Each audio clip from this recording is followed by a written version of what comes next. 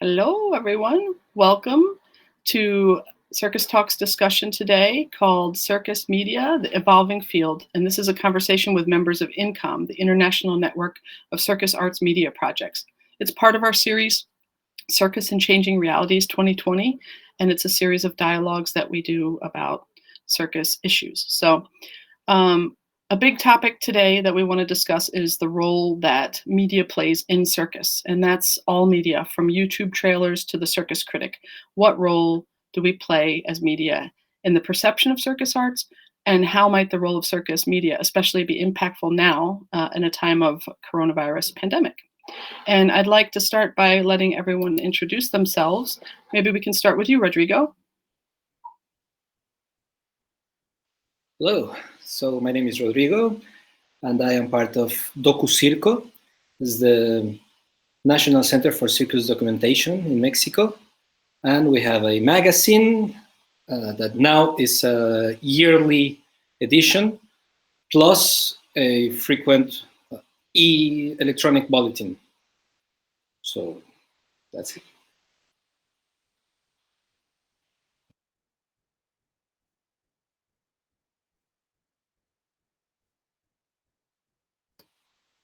Kim, we can't hear you.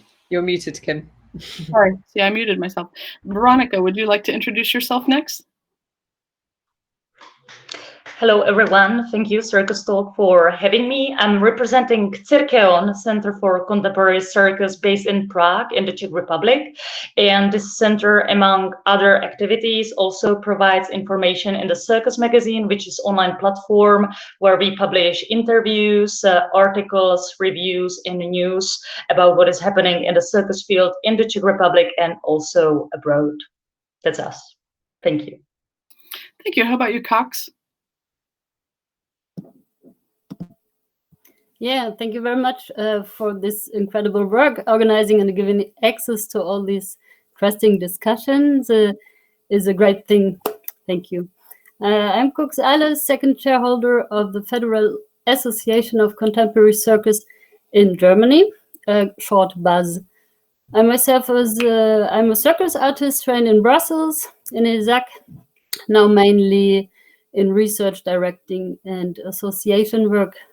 BUZZ is a non-profit information and network organization. We are present on internet through our websites, in social media, especially via Facebook. There's a regular national-wide and Berlin-specific newsletter for the circus scene with information about open calls, debates, legal matters, premieres, or now live streams, and analog alternative offers, and about our programs like regular roundtables where we connect the circus scene, and our funding program Circus On. We bring organizers from German production and performance venues together and connect them with the circus artists. Also, we are the point of contact for cultural policy. Last year, we published this brochure in which we presented our members, approximately 120. And this is also a campaign now on Facebook. So, thank you, Cox. That's brilliant. What an interesting organization. Ruby, you're up next. Cool. Hi, I'm Ruby. I'm a circus artist from the UK. I write for the Circus Diaries, which I'll let Kate introduce properly. And I also co-host a podcast called Not My Monkeys Podcast, where we chat to people from the world of circus, talk a bit about circus history, that sort of thing. Yeah, and I'm interested to be here today. It's exciting. Thanks for joining us, Ruby.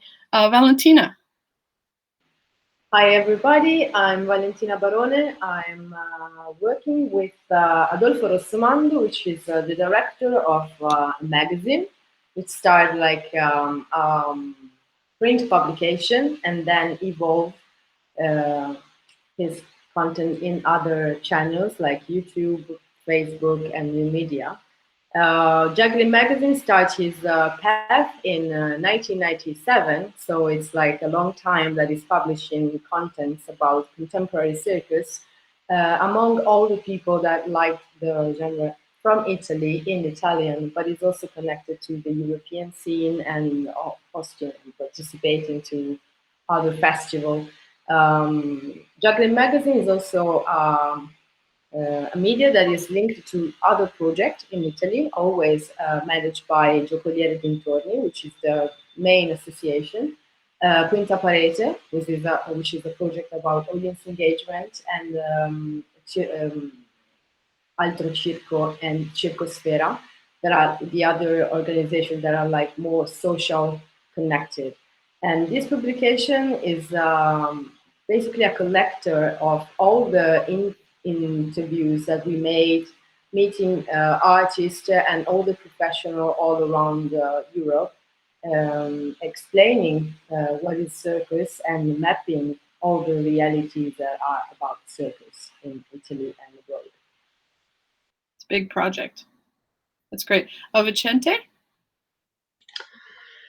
Yes, thanks, Kim. I'm Vicente from Spain, and first off, I would like to say congratulations to CircusTalk, because it's very great initiative, this meeting, and it's opportunity to explain everybody what is happening with the circus media now. I'm the publisher of this magazine, if the Spanish Circus magazine. These are the last number. You could see that we are in shock, no, for the coronavirus pandemic, no, and this moment. And we start to publish this print magazine from 2004, 16 years old, and we are quarterly.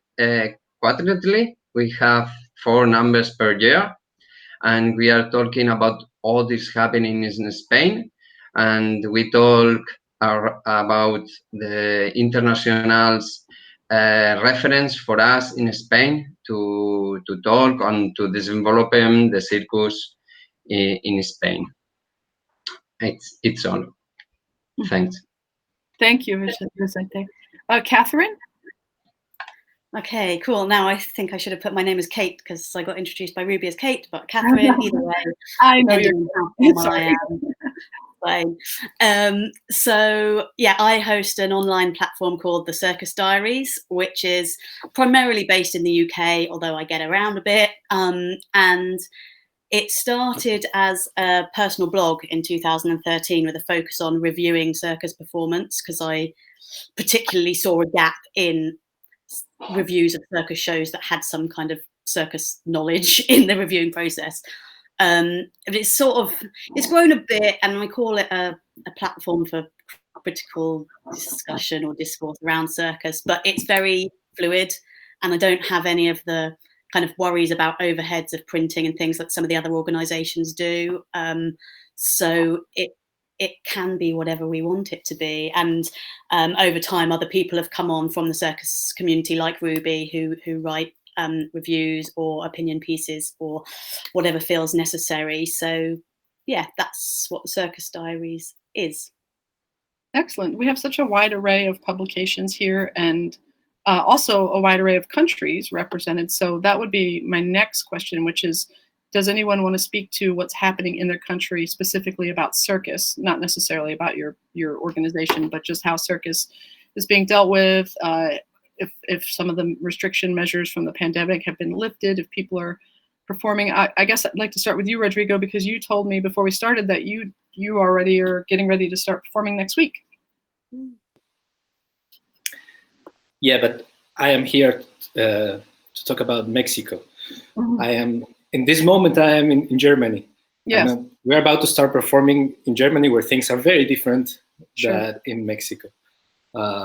In Mexico, we are far from starting performing. Things are getting worse still. So we have no idea when we will start performing again. We know that teaching is supposed to restart in a presential way from September. But this is something that it's supposed to happen like this. We are not completely sure, but until September, everything will be still closed.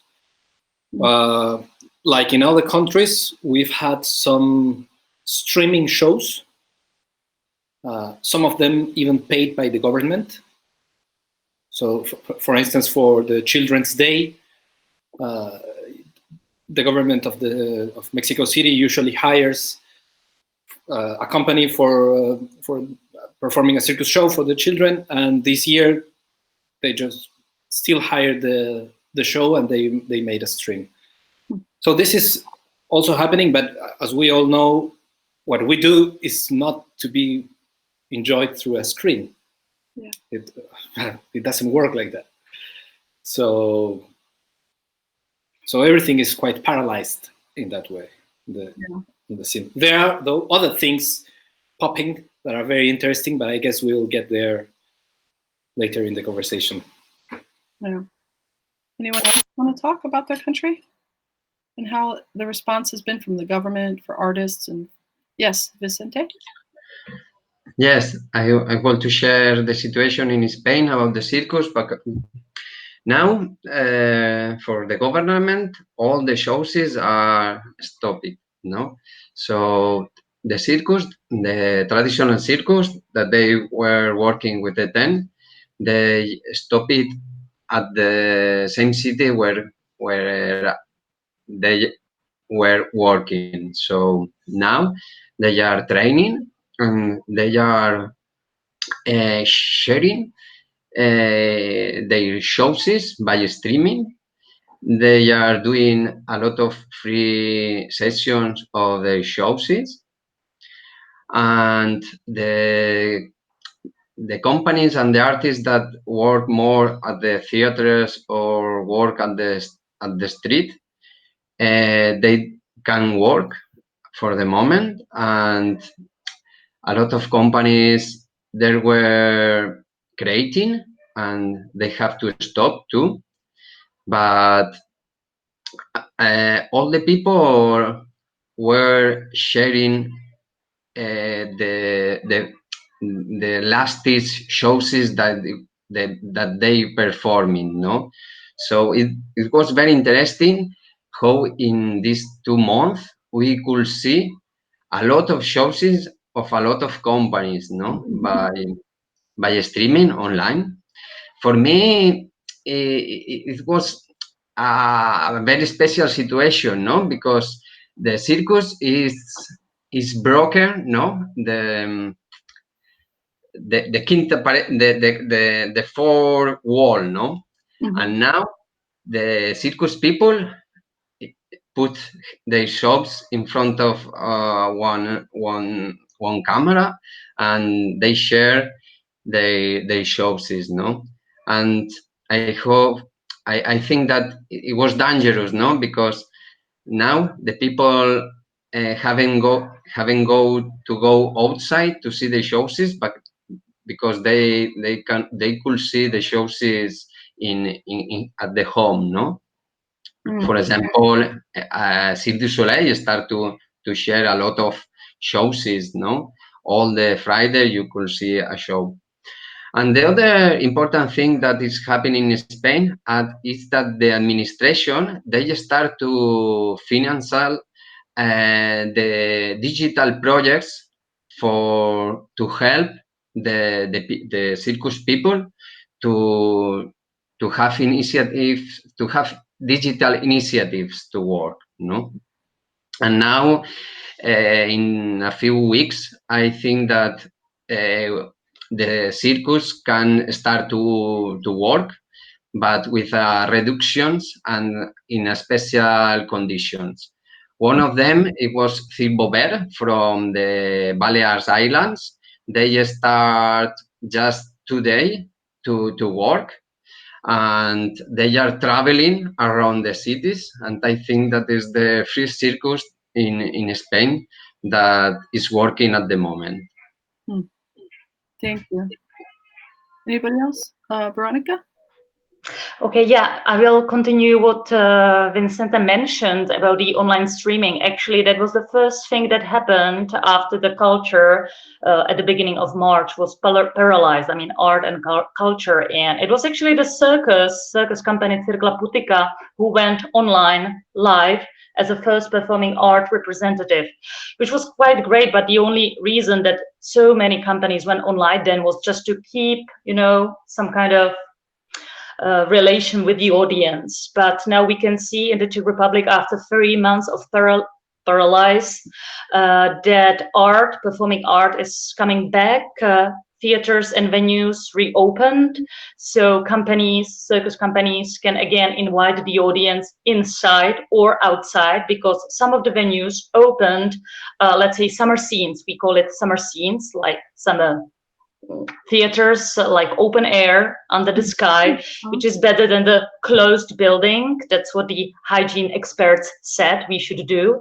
The only problem is that the companies can invite only the exact amount of the audience, spectators, just 100 spectators for every show, which sometimes is quite tricky, because if you would like to, present a show of 13, 15 people that are involved on the stage, and many others like production team of technicians, it's very expensive.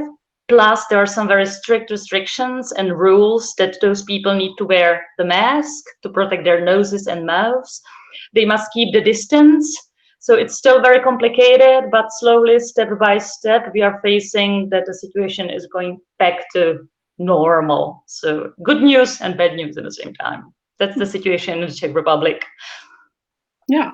And it's at the same time, it still feels a little bit like an experiment, because if things spike up again, they might pull back again. Kate, did you want to say something?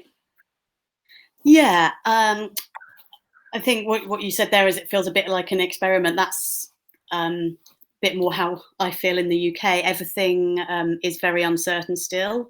I think I've heard lots of people saying that they hope they can do winter seasons, but then there's other people saying they don't think they can get anything back until next summer season. And people who've spent a lot of money and a lot of outlay preparing for this summer season that's not going to happen, there's no then financial backing to allow a next summer season to happen. So there's a lot of concern about just financial ability to live, let alone to create more work and to continue bringing shows to audiences. And there's no overarching advocacy body for circus in the UK, but we do have lots of little kind of discussion forums popping up. So there's been conversations happening through circus organisations like Upswing and Circus Futures, and there's a circus research mailing list. And there are different bodies kind of lobbying for government support for their own sector of the industry. So there's Circus Works that focus on youth circus. There's the Association of Circus Proprietors, which is tenting circuses and like the larger tenting circuses particularly.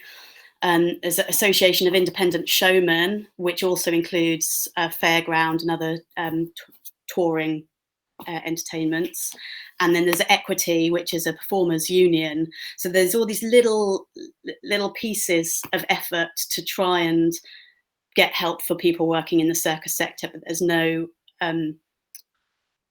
collected, focused effort that combines it all. I had written down a note of something else that I was going to say, but I don't remember what that was now. But it's basically it's a survival situation now for a lot of people, and that was the other thing.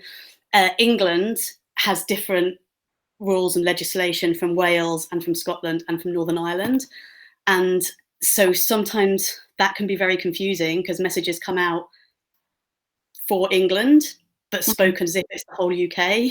So like today, schools went back in England, but they haven't gone back in Wales, but people are talking about the schools going back in the UK. So it's hard to get our handle on what is actually allowed and what is being promoted, and yeah, it's all a big mess. A lot of different legislative bodies and making decisions. Yeah. And funding bodies as well for individuals. So there's been a particular campaign raised about international artists who've been over here to tour with UK companies for some season, and they've paid hundreds and hundreds of pounds for visas to come here and work. But of course they can't work. They're not allowed home. They're not allowed to take another job because their visa doesn't allow them, and they're not entitled to any benefits. So they are completely stuck. Yeah. And there's no safety net for them at all. So that's another area of campaigning. And there have been some funds from Arts Council of England, but they have been, as far as I can understand, only available to people who've had public funding before. So for commercial sector, that's another hole for people to fall down. So yeah, it's we don't see a blue ray of light yet. Yeah, not yet. Did everyone who wanted to speak about that question answer? Oh, Cox? Yeah, a short overview about Germany. We go slowly back to open the theaters, the varieties with the constructions. Circus tents are also slowly will be open again. And of course, open air shows can be realized. We have to take care if there are not too much people. It's a strange thing now. Before we want to have a lot of people, and now we have to try not to have a lot of people. The festivals, some will do some winter editions, some will be next year. For example, Circus Dance Festival from Cologne, they published a magazine called Magazine Voices to present the artists, which normally played in the festival. Then, for example, the Chameleon variety is thinking if they will open in August, because in August they are dependent on the tourists, and in Berlin at the moment there are not so much, so it's also a financial question if a reopening is sinful, makes sense. So they will have their cast longer as provided. Then the problem is a little bit the distance of 2 meters, because in circus, also rehearsal and the shows now, at the moment, we have to hold this distance when we are not family with our colleagues. So this is really something we're on to organize now, how we can manage this. If not, we have a lot of juggling performance and distance dance performance. I don't know. Yeah, that's hard to imagine. I mean, can duos work together if they've been training together? If they have been training together and living, yes, but it's really not at all clear at the moment. And yeah, we have to be sure in what we can do, also to provide the venues. Sometimes it's up to the venues to make their own rules. So it's really, at the moment, we're here like, okay. I think it'd be a good idea to move on to our next question now and talk a little bit more about the media aspect. So I have a couple of questions I'm going to throw out there, and you can respond to any of them. What is circus media currently? Is there something that we've lost from the progression of print to digital or from word to visual? What's gained from that change? And does anybody have a response? We've already kind of hit on it a little bit with Rodrigo. Rodrigo, go ahead. So the first question, what is circus media, that I cannot answer. I'm trying to find out in my case. But one thing that I would like to do first, and it takes me to the second one, is that everyone showed their magazines and I didn't show mine. So this is that used to be printed also on a quarterly basis, and then we took it to a yearly because it was too much work. It has some of history, circus history, and also reviews, well, opinion. I think the written word has a deeper value that the visual. It has the opportunity to, you have the opportunity to read, to think, to take more time when you write it, but then when you read it also.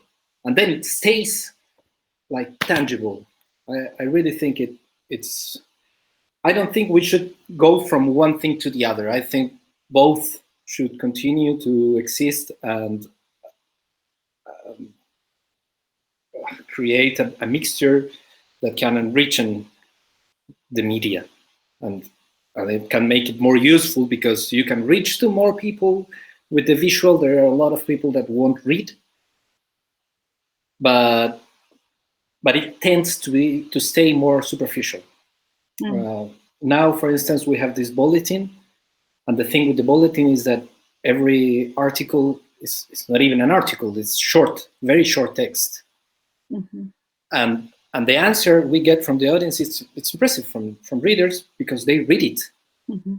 So everyone reads it, and the magazine, just a few people actually goes through it.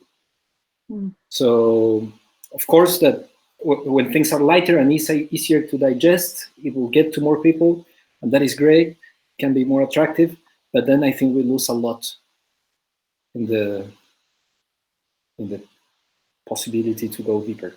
So do we have a responsibility to continue to go deeper and to keep writing? Is that what you're... Absolutely, yes, I do think so. Why is that important?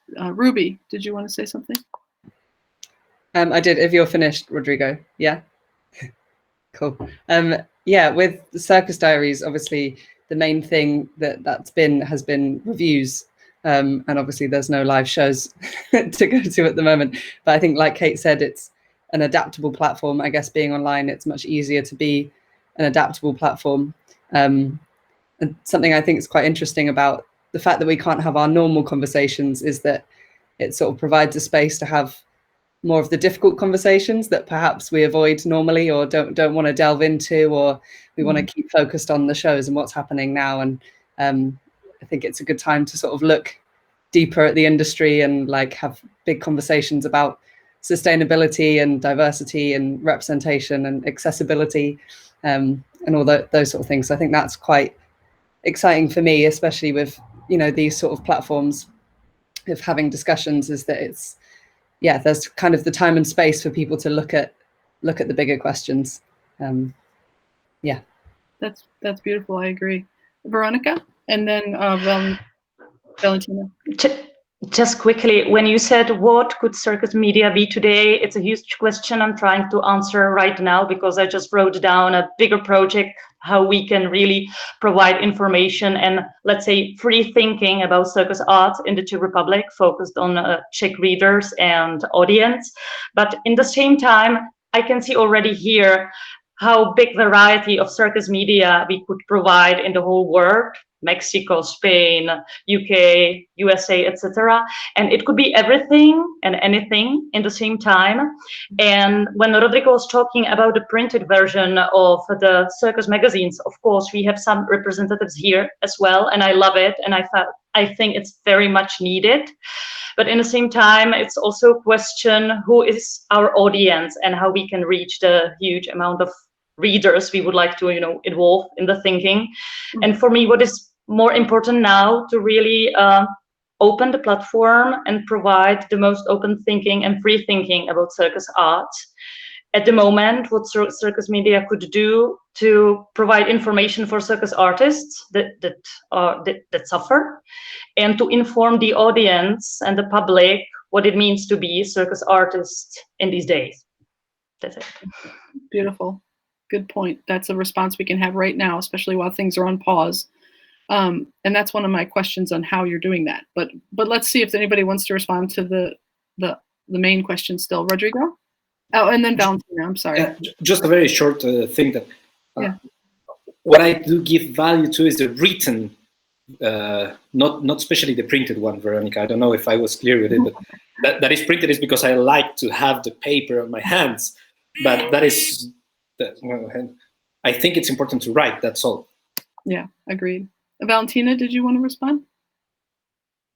I can talk a little bit about what has been the reaction of Jacqueline Magazine on the pandemic. So we were thinking about the contents to be published on the next month, because the next magazine will be published in June. So we made a collective storytelling magazine, picking up different people from different also organizations or artists or professionals, because for us it's important to have a feedback altogether of what is going on, and to create a storytelling that is for everybody. Just basically because to me it's important to get to the circus community the sensation of being seen and being recognized, and on the other side also to put them in the condition of being seen by the others, so that they can't be inside the community. And before the pandemic, we had this project that is Juggling Magazine Corners, and we asked to different organizations like schools or gym places or an amount of different physical places to host a corner to read the review and the magazine, because it's important also to give the message of reading about, to be interested about. So I absolutely agree for the creation of contents that can be representative for the artist and for also the community, but in a way that could be also not only dependent from the digital part, but also for the physical printed version, that are different but complementary, which means that if we have more content and there is no space enough on the magazine to be published on the print, we put them on the side, and we create a cycle of information, for example, through the newsletter, through different media that can expand and express what we want to say.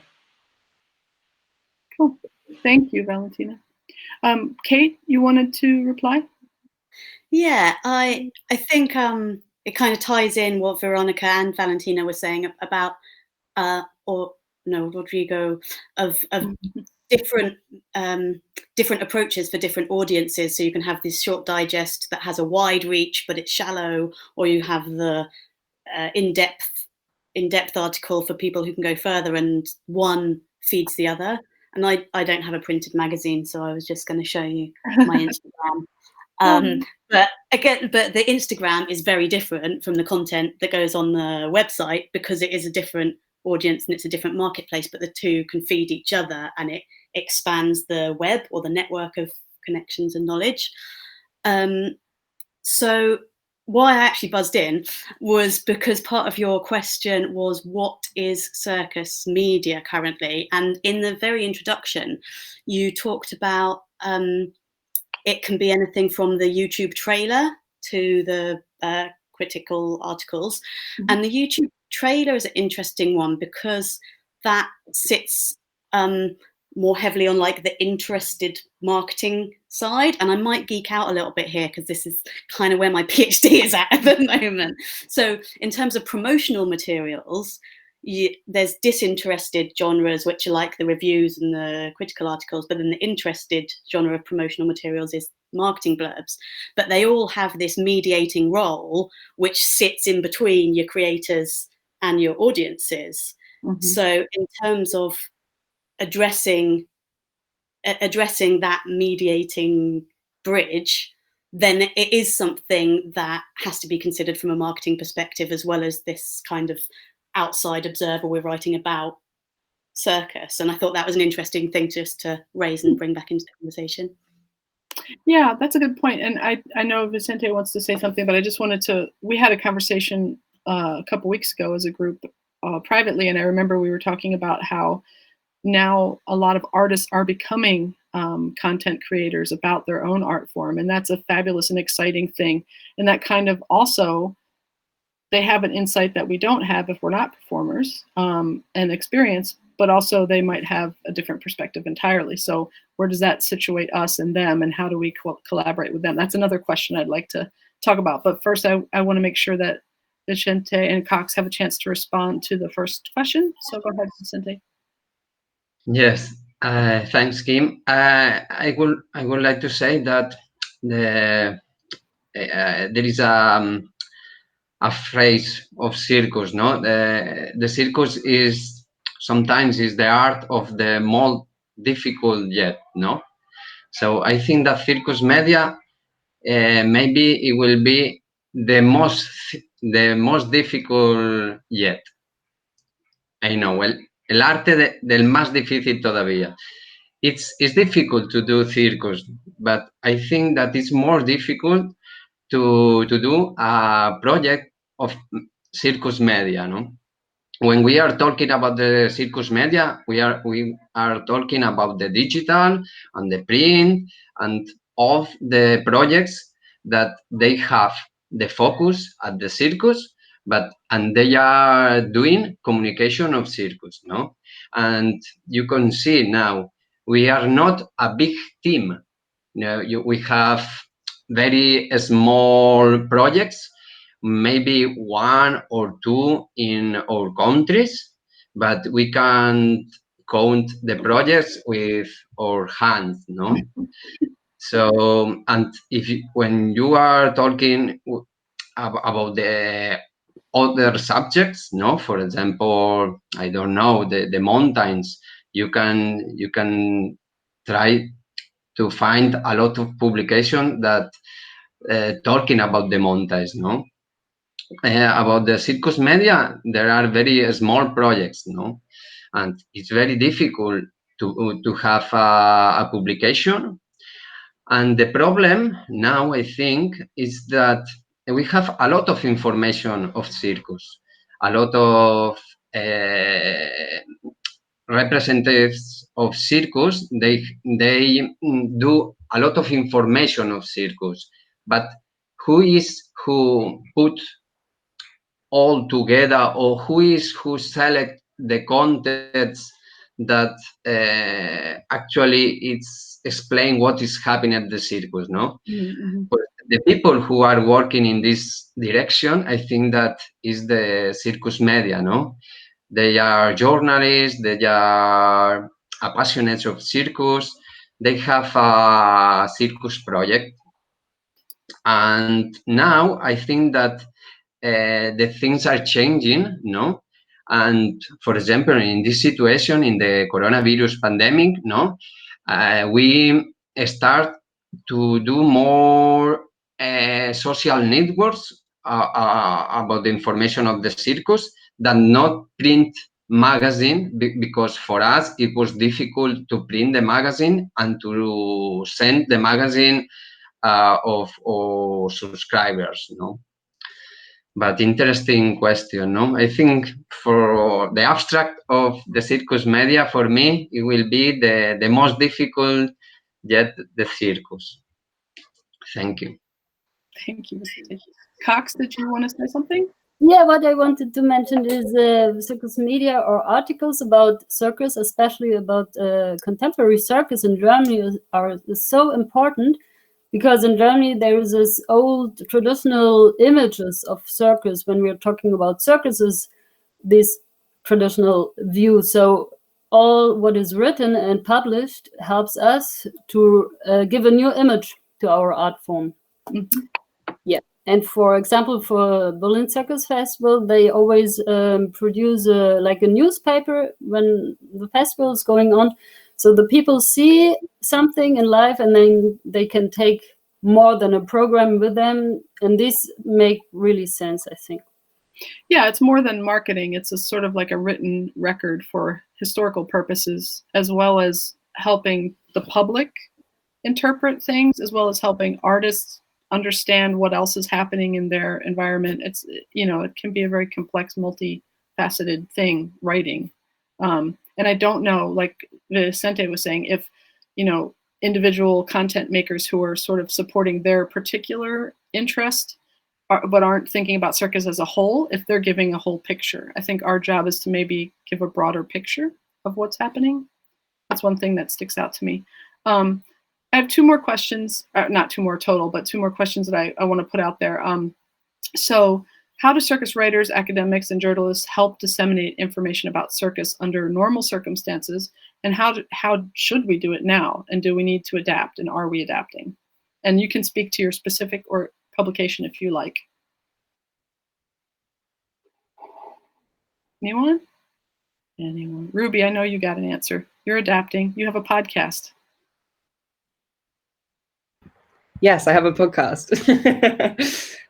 Shameless plug. It's very new. Me and my friend Rosie Kelly, who also writes for Circus Diaries, and we've also written for CircusTalk, decided to start a podcast, and we had no idea what we were doing. We had a lot of technology troubles at first and all of that sort of thing. But yeah, with some help from Kate and stuff, we've made some episodes, and that's been really interesting. It's definitely a way to be creative and a way to keep conversations going while everyone's in lockdown and can't meet up in person, and hopefully give people content to absorb and hopefully start conversations. I think it's one of the ways to diversify podcasts. But what was the question? How? Well, Veronica had something. Yeah, as everybody's showing their magazines, this is ours. It's online, so it's easy. You don't need any print. You can publish anything you want anytime. It's upon us. I'm just thinking about the question if we should report on circus differently before, during, or after the pandemic situation, because as I'm saying, online we can do it immediately, we can react immediately. Maybe the question is what we should talk about before, during, and after the pandemic. The fact is that our online magazine was focused more on reporting on premieres, festivals, interviewing people, asking them about their art, of course, and publishing some daily news about what is happening in the circus field. Maybe we should kind of change the narrative now, or the discourse, what we should talk about. Should we, because there are no premieres, there are no festivals, so now maybe we stay online, we maybe more interview the artists, we ask them what is the problem, how are they spending their time now, and inform the audience about it. So it's more like in the level for us, I mean, that's my own perspective, more to inform, because there's not much to, I don't want to say to think about. It's more about informing, asking, reporting. It's also one way you can do your mediation. So that's the situation. We shall see what is going to happen then. It's also more focused now on the culture policies, on money, on financing, and stuff like that. So it's more the narrative than the way you do it, probably. But I like podcasts. I mean, that's a great thing, Ruby. Love it. Rodrigo, did you have an response?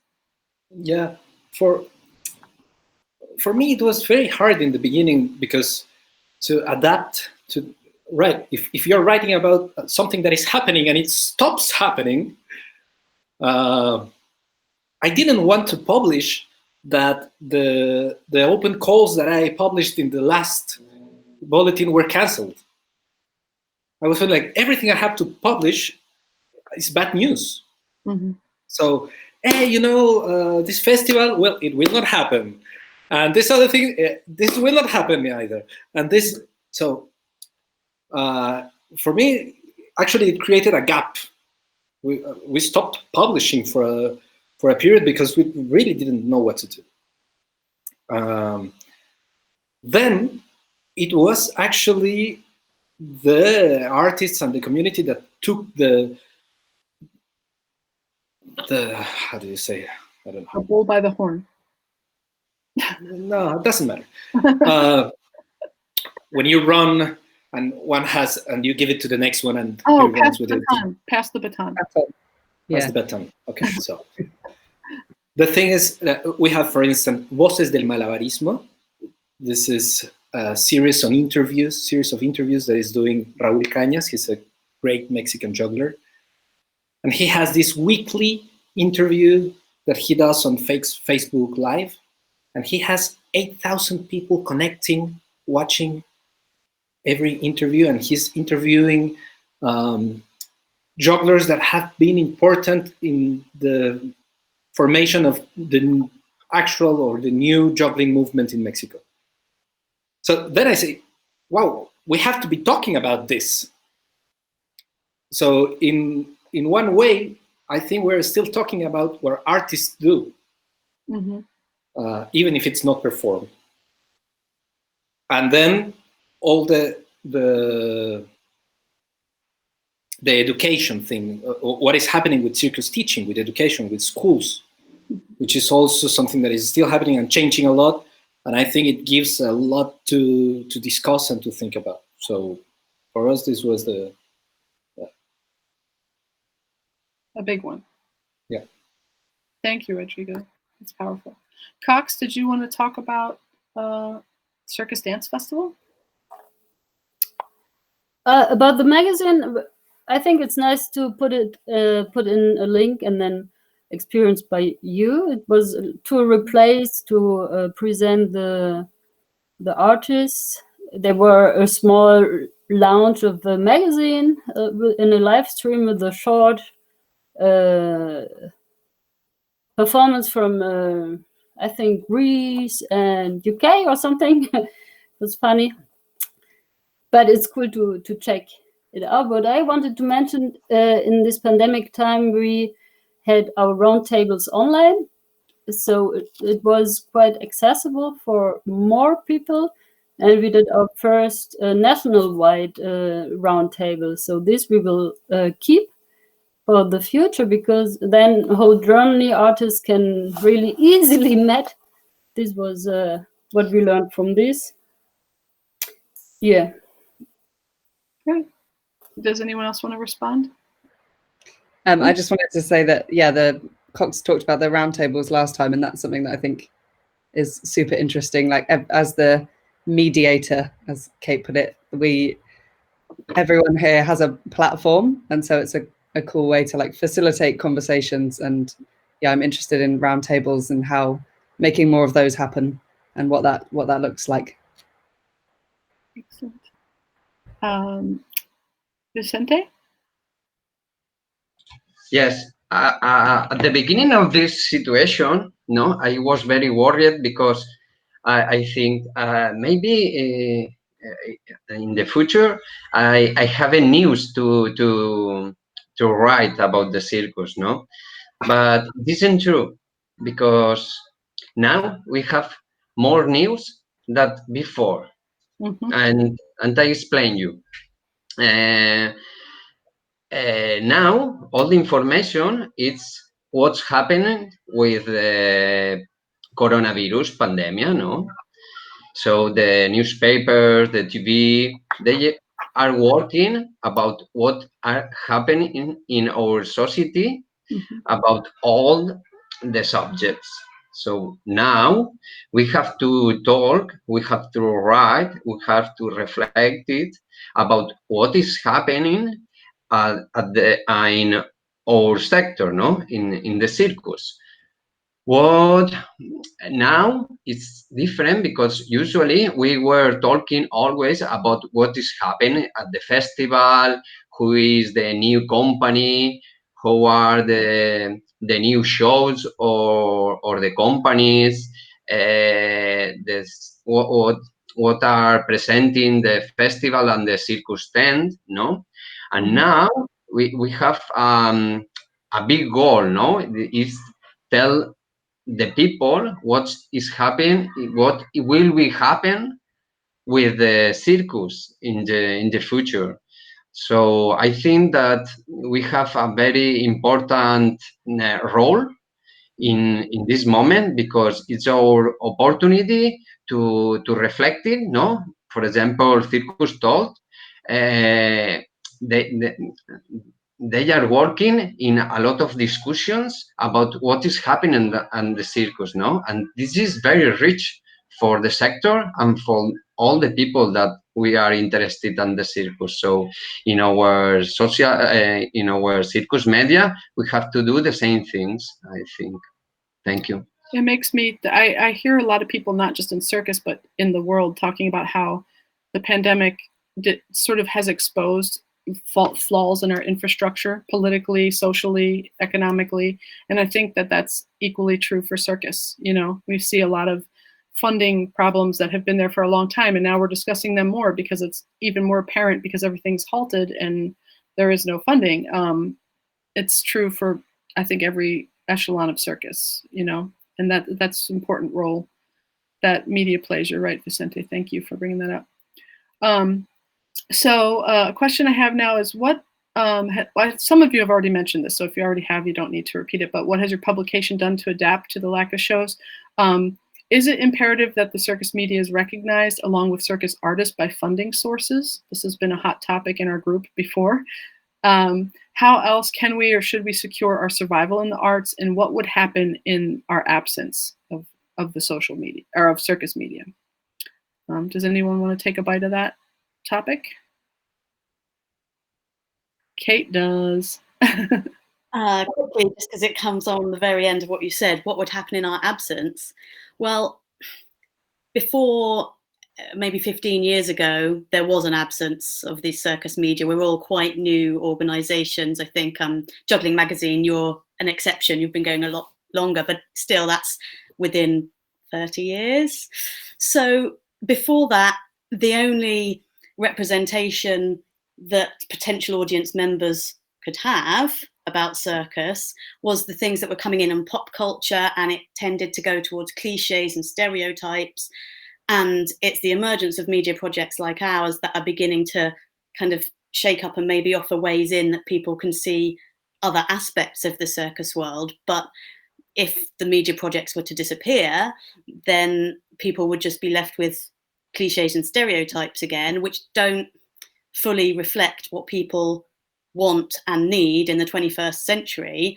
And if people don't think that circus offers what they want and need, they're not going to attend the circus. So the circus industry or sector will decline because the audiences will decline. So that is why we need to be representing the breadth of circus as is. Yeah, good answer. And how does that reflect in the funding of our, I mean, do you all feel that we should be funding ourselves, or that the government could consider us, you know, a valuable resource as well? How does that work in your institution? Anybody have anything to add about that? Cox? Yeah, so for financial support, we try to network. So we have this funding program where we connect all producers with with 3 companies, and they give a space and know-how to support them. But the buzz have to be funded, I think, because we are all it's a non-profit but not funded organization. And we are growing, and now it's really, we are close to how we can go on. And if in Germany we won't exist or will be disappeared, I don't know how this small plan can grow this development of contemporary circus in Germany. So yeah. Thank you. Yeah, it's a tricky question how to finance and support financially the, let's say, growing of circus magazines, because it's very specialized topic and medium. And I can tell from the Czech perspective that circus is always being a part of different culture magazines, such as theater magazines, dance magazines. So our online magazine platform is something special that started 10 years ago. And I may say that the funding is tricky questions. Now we can see in the different European countries, such as Hungary, how it's going on with public medias owned by the government, or with the medias that are owned by the private owners. So it's always, I always say it's great to stay as much independent as possible. But what does that mean? We are always dependent to something or someone. But for Circon point of view, we are funded by the Ministry of Culture and the City Council in Prague. So we are just a small part of a huge organization. And also, I can tell that culture magazines in general in the Czech Republic has never received a huge amount of money. So I'm quite, let's say, not very optimistic in this way that this situation in my country will probably not change. Maybe I will hear something more optimistic from your point of views. Does anyone else want to reply on that one? Vicente? Yes, thanks, Kim. When we are talking about the circus, no, I think that we have different parts, no, of circus. We have the artists that they are working in their shows, and we are talking about the audience, and we are working about the formation, no. So maybe it will be the creation, no, formation, and diffusion, no. It will be the big themes, no, subjects of the sector of circus, and other of them it will be the communication of circus, no. Without communication, it's not easy that all the people know what is happening with the formation, with the creation, and with the diffusion of the shows. So for me, we are the special part of the circus. And sometimes I think that the governments or the own sector of circus, they don't think that it's important, the communication of the circus. And I think maybe because I'm journalist or I'm the publisher of the Circus magazine, for us, for me, I think that it's very important, the communication of the circus, and we have to do a very good work to explain and to make publicity of what is happening in the circus. So I maybe I lost the question. It sounds like you feel like you're saying that it is an important role and it should be funded or considered an authentic role. It's true. So it will be the other question, no? How we can finance ourselves to do our work, no? Here, no, we have different projects. I'm a private project, so I haven't money of any institution, private institution. I'm not a company of circus. I'm not a circus centrum. So I'm independent. I'm the publisher of the Spanish Circus magazine, and I start to work this work because I believe that it was necessary explain the people what is the circus, because I thought that the people doesn't know what is the circus. I'm not talking about the professionals or the artists. I talk about the general audience on the of our country, no. And now I'm very happy of our work because it's very hard to financial and to take money to continue to work. And now it's more difficult because all the festivals are cancelled. So the festival, it was one of the most important sponsor for us, for example, because they put advertising in our magazine. Now, if the Cirque du Soleil go down, they were one that support us because they put one page of publicity of advertising in our magazine. So that if they close, what will we have? How we will survive at this moment? I don't know, but it's a problem that I think that we have all the people that is working in their things, no? So it will be the same for them that for us. For me, it was very crisis. It was crisis situation at the beginning when we start in this project, and now it's a crisis situation too. So we are. We are continuing in the crisis situation, so I'm positive. I think that we survive. You can handle it because you're used to crazy situations. I see. Kate and Valentina, did you also want to reply? I just saw your hand. Okay. Kate. Yeah, I just have to remember to unmute the microphone. Just realised that I haven't mentioned that another circus media project that I work on is the magazine of the Circus Friends Association of the UK, which is called King Pole, and it is a quarterly print magazine. And I have done some kind of copy editing work on it for the last couple of years, and it's published and produced on a membership model.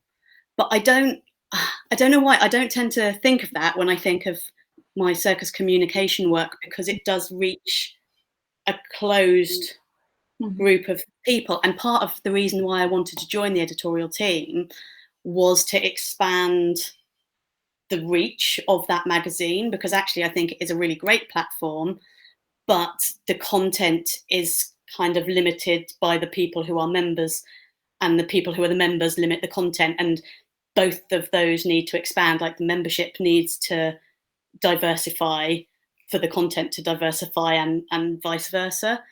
But that, in terms of funding models, is something very different to what we've been talking about so far. So I thought it was worth putting in. And how is it funded? By membership fees? Yeah, it's membership. It's like a fan club, basically. Oh, that's pretty cool. Okay, cool.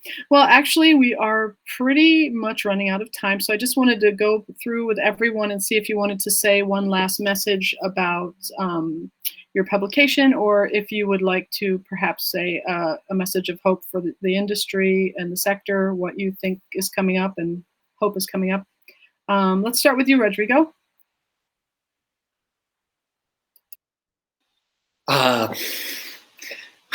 What should I say? Well, about our publication and about the funding, I will go a little back to for us, we are part of a bigger organization. We are part of Circo de Mente, which is a company. And actually, it is Circo de Mente that found the way to support this little documenting and little media project. And we try to grow a little bit, but we don't really consume a lot of money, because nobody is getting paid for what we do. We all do something else, and we do this just out of love, but we're not getting paid for it. So the printed magazine was in the beginning something that was being paid from the funding, and with that we could spread it. Then we tried to sell it, but it really didn't work. I think Lika is a magazine that you can buy, isn't it? Or you can subscribe also and you get it, which is fantastic if people get to buy it. This hasn't worked a lot for us. I guess it is anyway important to continue to do it. And well, like for a message of hope, I think things are getting, of course, better. Everyone seems to be finding the way to keep up and to keep things working. And we should just continue with it and all together, and finding new ways of communicating and to look to each other and care for each other more than we were doing before. I think this is one of the things we're learning out of this situation. Good point, Rodrigo. Thank you. Valentina? Well, what I was thinking is that I would like to, as a desire for the next months or to be more connected with all the people that are taking care of the media about circus, as to expand our way to communicate and maybe deal with new challenges.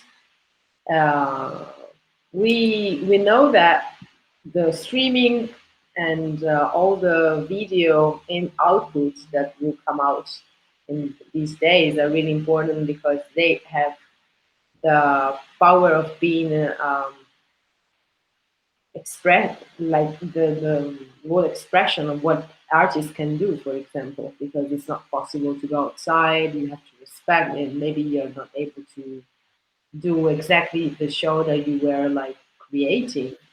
And on the other side, to me, is really important to keep an eye on what is going on. So, for example, in Italy, we are quietly discovered now that we are a category as a workers, as a performing arts workers, as a consciousness of being evaluated about what we do, not just only because we are technicians, organizers, or artists, but in a sense of community making.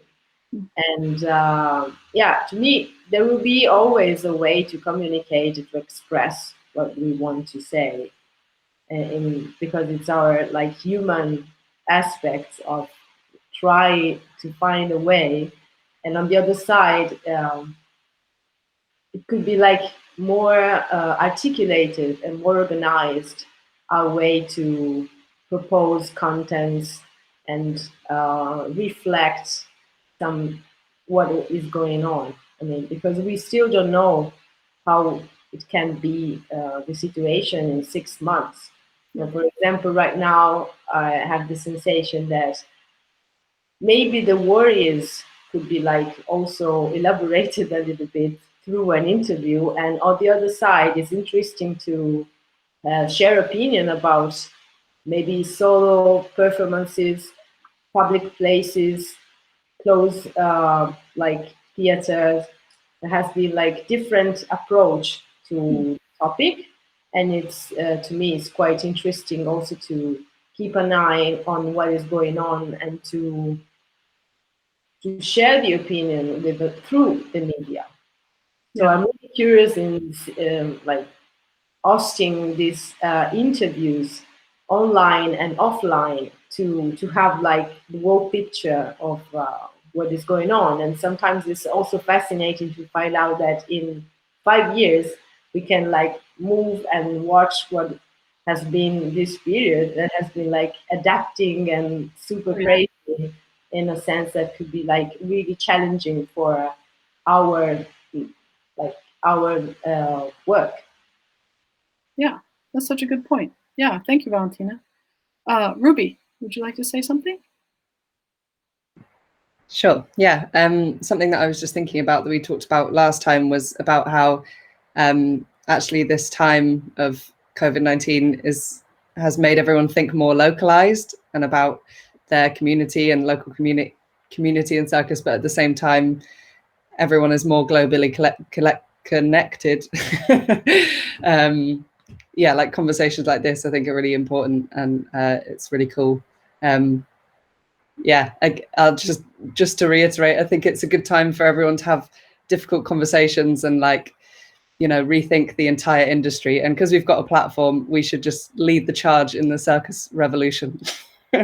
And yeah, shameless plug, Not My Monkeys podcast, look it up on Facebook and Instagram and get in touch. I think we're very new and we'd love advice or input from anyone and everyone. So yeah, thanks for having me. It's been an interesting chat. Thanks, Ruby. Cox?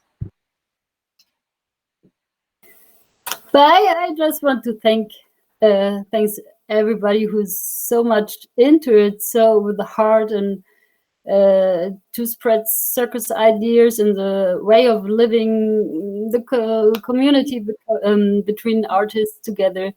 So thank you very much to our partners, to you, and hope to see you soon in life. Maybe. Thank you. That's a good wish. I hope that too. Vicente? Yes, it's a good message to close this discussion, this meeting. No, thank CircusTalk for this opportunity to explain our situation, our work, and I think that I want to be optimist and positive, and I think the show must go on, no, and the show must go on, and the show must go on with us. So when the show finishes, we start to work with these shows for the future of the shows. We are the testimony and the documentation of the circus for the future, and for the moment and for the future. So the show must go on, and we must continue it. Thank you. That's beautiful. Thank you, Catherine, or Kate. Sorry. Yeah, I did want to say that one of the things that I've just done in the last week is set up a page on the Circus Diaries website where I can host documents and evidence that can help with people lobbying for government support. And it's going to be UK specific at the moment because that's what people have sent me or what I have access to. But I think we can offer a resource to people that's really pertinent to making action and making change, as well as reporting on what's out there. We can kind of host these lobbying materials, and a message of hope for the future. Like, a lot of our ways of life are burning down, but a lot of those ways were shit. I don't know if you're allowed to say that on your podcast or your but yeah, there's a lot of bad stuff that we can throw out, and if we go back to if we strive to go back to the way things were before, we're really missing a massive opportunity, and we should look forwards. Yes, that's perfect. Thank you. Veronica. Yeah, just a couple of words. Thank you, CircusTalk, for organizing this. It's always very enriching to meet the colleagues. So, my dear colleagues, I wish you good luck. I hope you will survive. You will keep on going. I wish to all the circus artists to stay strong, to survive as well. And I invoke and appeal the policymakers to support the circus because it's worth it, and the show will go on. Beautiful. Thank you so much, everyone, for joining us. I just want to say a little bit about CircusTalk because we're at the end, and we've also been adapting to the pandemic. We see that all the circus artists are out of work, and we've tried to think of ways to help. And one of the ways that we've decided is, like Circus Diaries, to make a resource page. It is a worldwide resource page broken down by country. You can find that on CircusTalk resources. It's all about COVID-19 resources for funding, for financing. And as things come back online, we'll add more and more resources. We update it pretty regularly.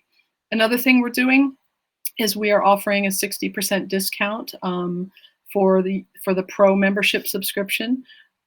You can go use the code COVID-19 yearly to access that discount.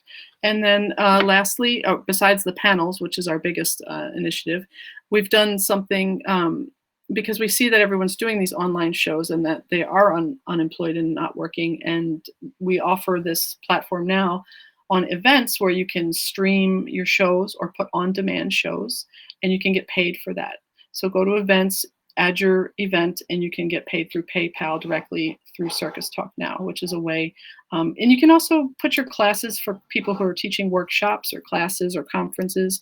You can also use that as a resource. I just wanted to mention those initiatives from CircusTalk, and I thank you all so much for being part of this. It's been so great to see you all again, and I'm with Valentina. We should find ways to get together more often and talk. I don't know. We're going to do it, right? Okay. You guys can all unmute to say goodbye. Unmute. Thank you. Goodbye. Hey, goodbye. Goodbye, everybody. Bye. Bye. Goodbye.